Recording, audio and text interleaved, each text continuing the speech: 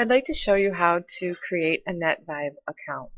You're going to go to http://www.netvibes.com. This screen is going to come up, and you want to sign up for an account.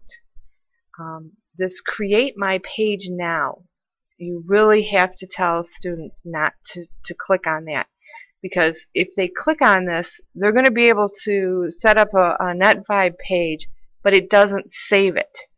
And it saves like the name and everything, and it makes it difficult for them to use the same username when they want to actually sign up for an account. So first you're going to click on Sign Up, and this screen is going to come up. You're going to need a username, and I'm just going to use a username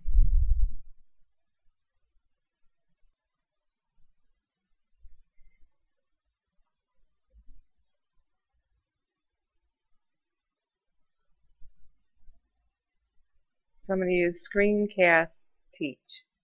And you have to have an email account because they're going to send you an activation notice.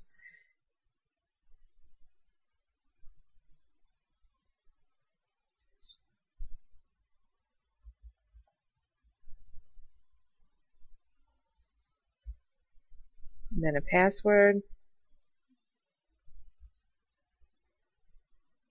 And if you notice, these arrows over here are all checked in green, so that means that the username you picked, the email went through, and the characters all look good at this point. Then you check on the I agree with the terms and the services, and then sign up. And then you'll see this message here. We just sent you a confirmation email. Check on the activation link to complete your sign-in. Close.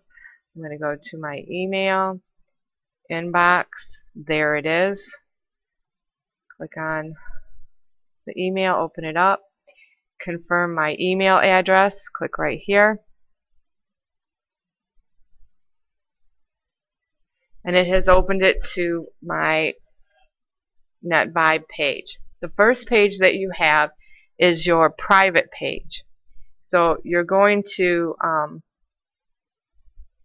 give it a title here, and I'm just going to call it Lisa's home page.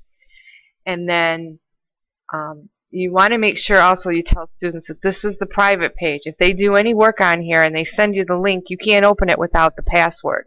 So these are the kind of the downfalls of using it in the classroom. They have to click on Activate My Public Page.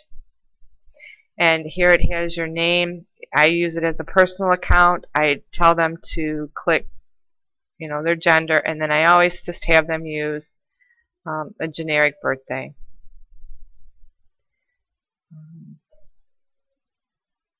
For the first, and then the year, and they can just pick their year, or they can make up a year, and then hit next. Oh, and don't display my age. I always have them click on don't display my age in the corner there and hit next.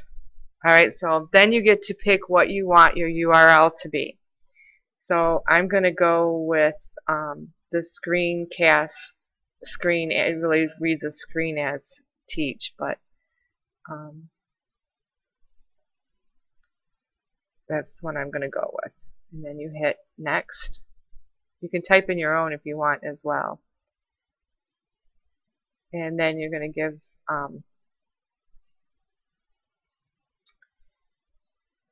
this is your public page. You're going to give it a name.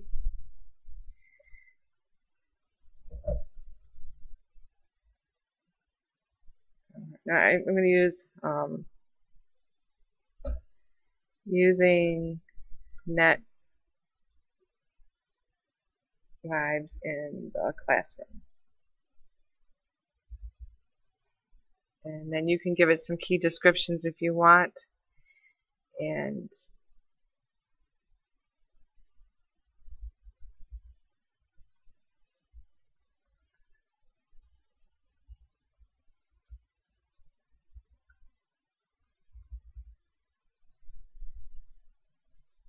then hit finish. And then you'll be on your, it goes back to your home page. And if you look up here at this drop down menu, there's my home page. This is where I can put private stuff. I can have news leads. I can have blogs. I can save save links to, like, maybe my wiki spaces that I want to use that I don't necessarily want to publish out there. I will show you later some of my other screen my other Netvibe pages. You can only be logged in at one time though here, so that will probably be in screencast too if I run out of time here. Let's go to the page, the shared page, or the public page. And this is where you really have to make sure they know that it's a public page, not their private page. Because if you can send this link out you can email it whenever you add anything to it, and that's how I have, whenever they post anything on their Netvibe page, they send it to me, the link, and then I can just click on it and check it out. Others can look at this too. This is, your public page. Alright, so how to get started. You can customize your links. So I'm just going to call this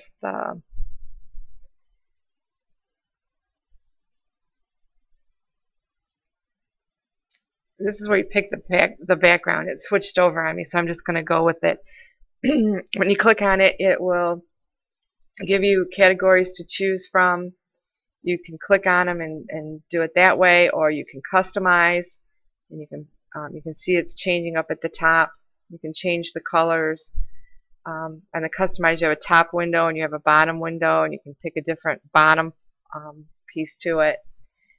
I'm just going to go with the gallery, and I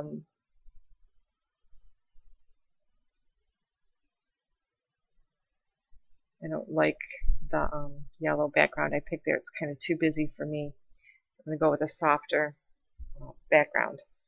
Okay, then you click done, and then you go up here to add content. I always just move this over to the corner. It's my preference that I just like to do. I just put it over there out of the way. It'll end up in the bottom eventually.